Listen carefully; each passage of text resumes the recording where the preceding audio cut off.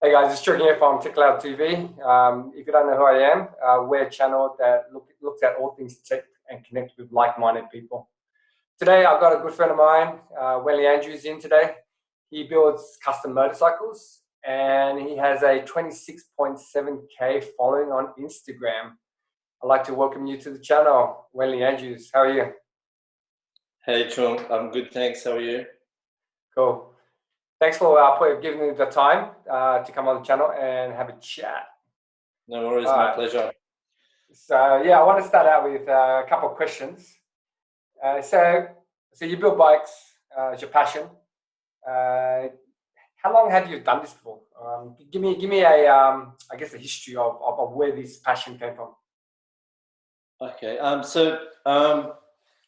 I guess you could say it was since I was a little kid. My dad was building bikes since he was like 17, but initially I wasn't allowed to touch any bikes. So as you know, I went to uni and I studied computer science. Then from that, I worked with you for 5 years on the WebSphere infrastructure. So yep. Yeah, so that's sort of like a little bit about my background. But whilst we were working, I was also sort of tinkering around with bikes. And my dad and I built this bike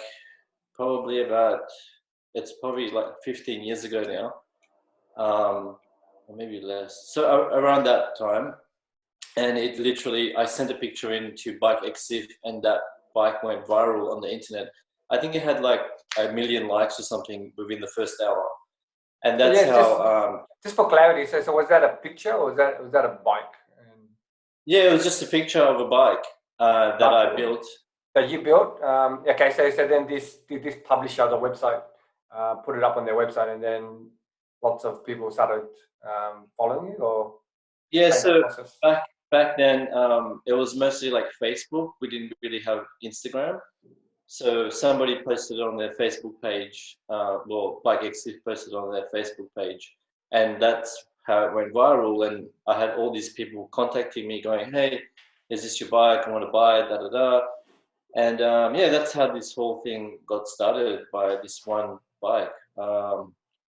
And I've just been organically taking pictures. I don't really take that many pictures. I'm not a very social media savvy person, so I'm just taking a couple of pictures, posted up on Instagram. And I guess it just started growing because I also, when I build a bike, I actually use another platform. So I use like blog platforms. So I've got like Pipeburn and BikeXif. So they're the two major motorcycle, custom motorcycle platforms that I post my projects on. And from that, I would get extra likes on my Instagram and my Facebooks. So for those two platforms, how many people do you think that, would you say that they actually, I guess, get views or visits? Like how many visitors or? Yeah. So BikeXif and Pipeburn are very popular. So they would get, they've got a massive following, those two. BikeXif is like one of the biggest custom motorcycle blog in the whole world. So I mean, you can't really get any bigger than that. And once you post, if you built a really cool bike and you've posted it up on there, that will just go viral throughout the whole world. And that's the platform that I use. And I was actually lucky enough that my bikes were received quite well with the public. And BikeXif made my bike on one of their calendars, so that gave it more promotions, and it just kept going and going and going. And it's obviously going now. So would you say there's what, a billion kind of, I guess, followers on that site? The people that visit our site? Oh yeah, I would say more than a million, like a couple of million followers. Oh, nice. And they also do advertising as well, so that's all for collaboration. Yeah. So that's part of the business model. So yeah, so for yourself, so you've been building bikes for what would you say, over 30 years now, or more? Well, so after I built that bike, I actually got myself a motorcycle mechanic license. Yeah. So I've only been doing that for like past maybe 5-6 years now. So ever since I got my motorcycle mechanic license, that's when I sort of started. But before that, I just tinkered around in the garage on my own stuff. So yeah, I wouldn't say I had too much experience, but I think I'm alright. Yeah, so I guess it became a passion for yours because you had your father who basically introduced you to bikes, or had bikes in the garage where you learned to tinker and you weren't allowed to, but you basically just kept on working on it and you build your skill set up. Yeah, so I think with most things in life, if you have a passion and you love what you're doing, I think you will become really good at it because, you know, imagine you're doing something that you're not so keen on, you won't really get involved. Whereas with bikes, I'm breathing bikes. If I could eat it, I'll eat it. Just everything. My whole world is about motorcycle, figuring out how things work with motorbikes and all that sort of stuff. So I'm always learning about bikes. I'm always on the internet, looking at other people, what they're doing, what's coming out. And you sort of in that realm, and if you don't have that sort of gravity to what you love, then I don't think you can achieve these things. And people can tell that people can tell that I'm really passionate about it. So every time someone comes up to me and says, "Oh, did you build this bike?" and I'll just go on a rant and I won't stop talking. So that's probably the only time I would not stop talking. Whereas I'm a pretty quiet person on a day-to-day basis, but when it comes to someone talking about bikes and what they're doing, and if I can give them an idea or anything like that, then I'm just like a biggest chatterbox. So for me, that's how it's kind of started as well. I wanted to make some new friends, so I just started building bikes, and people started coming and talk to me, and I thought, oh, that's a great way to meet people. So bikes for me has been a lot. It's brought me a lot of people. It's brought a lot of joy to my life. So yeah. Yeah, I can definitely see that it's a passion, and then like it was something for you to walk away from IT and start building a career. Like how long have you been working, I guess, with bikes and machinery for? How many years? Machinery for a long time, because my dad had lathes and tools at home, and I've always worked on them. So from a young age, I've always learned how to work on machinery and tools and things like that. So yeah, I would say since I was little, I've always been tinkering around with bikes, and then I got into computers. I started taking computers apart and things like that. So I'm always taking things apart. Cool, sounds good. So let's get to the title of the video, right? So you built up a Instagram following of 26.7, according to what I see in front of me. We briefly touched on it, that you started doing it incidentally and it grew organically. Can you talk about, I guess, the growth from 0 all the way up to the 26,000 mark? Yeah, sure. So for me, Instagram was just a platform where I was posting my personal pictures and just pictures that I love, and bikes that I saw randomly, and I would just take a picture of them and post it up. And I don't even think I've been posting that much, and all of a sudden, you get 100 followers, and you're like, oh yeah, that's pretty cool. So you just start taking some more pictures. And I guess over the time, it just kind of grew, and I didn't really watch it, and it just happened. So I don't know how to give advice to anyone out there. I guess just keep taking pictures of what you see and what you like, and people will just follow it. You always find someone with that particular interest. So if you like, I don't know, if you like cars or something, a lot of people just take pictures of cars everywhere they go. They see pictures of cars. But the more content you have, the more people want to follow you, because you're always putting things up. Whereas I've actually kind of stopped for a little bit, and I could see not many people are starting to follow me. It's kind of dropping off. Whereas if I took pictures almost, I'd say 2-3 times a week, even like 4 times a week, and put something really cool up, and you want to put it up at like 7 o'clock or something when everyone's at home. So there's all these little tricks, and you've got a hashtag. You've got to play with the hashtags a lot. Yep. Yeah, so there's a whole bunch of little tricks that you need to learn in order to get extra likes. Yeah. So I was lucky enough to have a couple of mates that that love Instagram, and they were like, yeah, just put a hashtag, you know, cafe racer, motorcycle, and that started getting me more followers. So that was pretty easy enough to do that. Yeah, But I think but from your story, it sounds like a lot of it's done organically. So you're in a passion where you just kept on building bikes, and then people came to you like I'm reading about your history. You had GQ come to you, do a short YouTube series about the building bikes, and there's a couple of others that I guess they have big publications, a big following.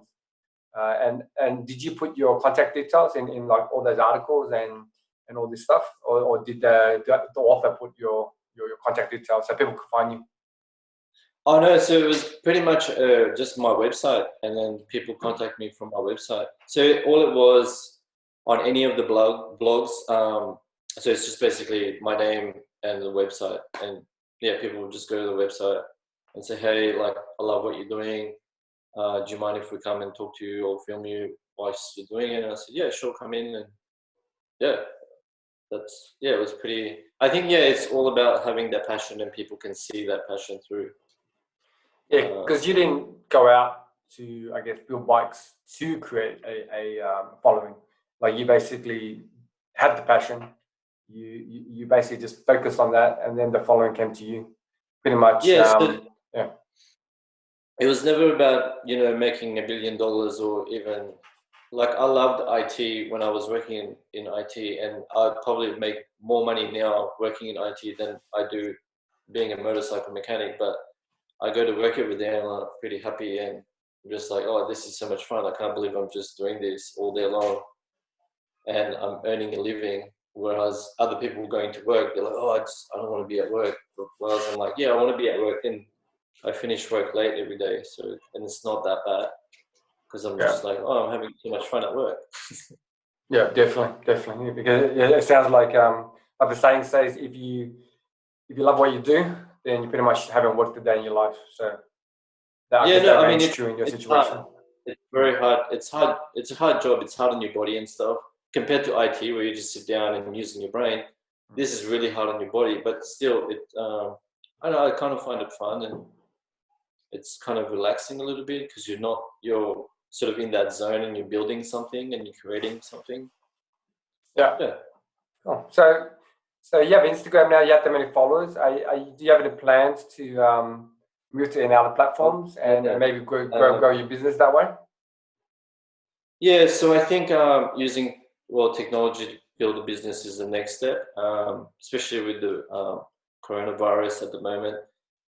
I was thinking of maybe hopping onto the YouTube bandwagon, maybe doing a lot more on Instagram. Yeah, so that's the next step. I think building like a YouTube channel and just show people what I'm doing, how it's done. Because I get a lot of people messaging me saying, hey, how did you do this? Where do I get this from? And I'm like, well, a lot of the stuff that I do, I actually just make myself, and you can't just go out and buy it. So I was thinking, I'll make a YouTube video showing people how it's done and why it's so expensive to maybe just buy a custom seat, because it takes a whole week to make a seat. And so I can show people the whole step and how it works, and if they're keen to try it themselves, the better. And if they want me to, and the other option is to run some sort of course to teach them how to do things. So that's another, that's down the track. That sounds good. It sounds good. So then, if you start a YouTube channel, it's a bit like Instagram. You can do like a how to build bikes and customize things. So then you're adding value to people's lives. Like, you think about why people subscribe and why I subscribe to channels, or why do you subscribe to channels. You basically want value, right? Like, if you can go to a channel, value. Yeah.